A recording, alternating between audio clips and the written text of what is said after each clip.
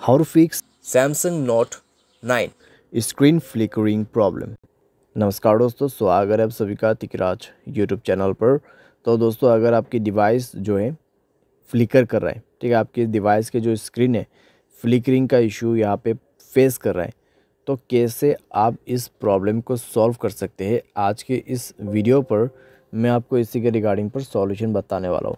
कई लोग दोस्तों इस तरीके का जो प्रॉब्लम है यहाँ पे फेस कर रहे हैं, ठीक है, उनका स्क्रीन जो है वो फ्लिकर करते रहते हैं बार बार। तो अगर दोस्तों आपको भी ऐसा ही प्रॉब्लम हो रहा है, तो कैसे आपको फिक्स करना है, क्या सॉल्यूशन करना है, सब कुछ आपको इसी वीडियो पे जानने को मिल जाएगा। वीडियो शुरू करने से पहले दोस्तों, अगर आपने चैनल को सब्सक्राइब नहीं किया है तो सब्सक्राइब करते हुए बेल आइकन को क्लिक करें। और अगर आप ऑनलाइन पैसा कमाना चाहते तो वीडियो डिस्क्रिप्शन पर लिंक मिल जाएगा। किसी भी प्रॉब्लम के रिगार्डिंग पर आप हमें ट्विटर पर फॉलो करके मैसेज कर सकते हैं, ठीक है। चलिए दोस्तों, वीडियो शुरू करते हैं।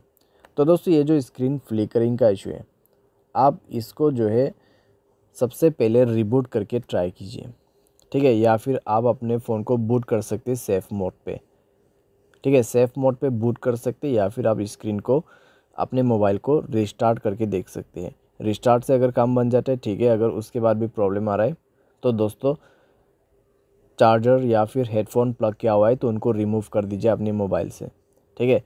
उसके बाद आपको ये चेक करना है आपके मोबाइल पे स्टोरेज कितना है, कितना खाली करना होगा। करीब 40% आपको स्पेस क्लीन करना है। अनवांटेड एप्लीकेशन को डिलीट करें। कोई भी बैड एप्लीकेशन है स्पेशली उनको आप पहले डिलीट करें। बैड एप्लीकेशन दोस्तों वो एप्लीकेशन है जो आप अननोन वेबसाइट से इंस्टॉल करते हैं, ठीक है। तो उस तरीके का जो ऐप है उसको डिलीट करें। डिलीट करने के बाद दोस्तों आप ये चेक कीजिए, अगर अगर आपके मोबाइल पे, ठीक है, आपके फाइल मैनेजर पे अगर कोई करप्टेड फाइल्स पड़ा हुआ है तो उनको आप मेक श्योर रिमूव करें, ठीक है। और फाइल मैनेजर पे भी दोस्तों बहुत सारे कैश डेटास होते हैं, उनको आप थोड़ा सा जाके चेक कर करके डिलीट करें। तो वह सब आप यहाँ पे कर सकते हैं।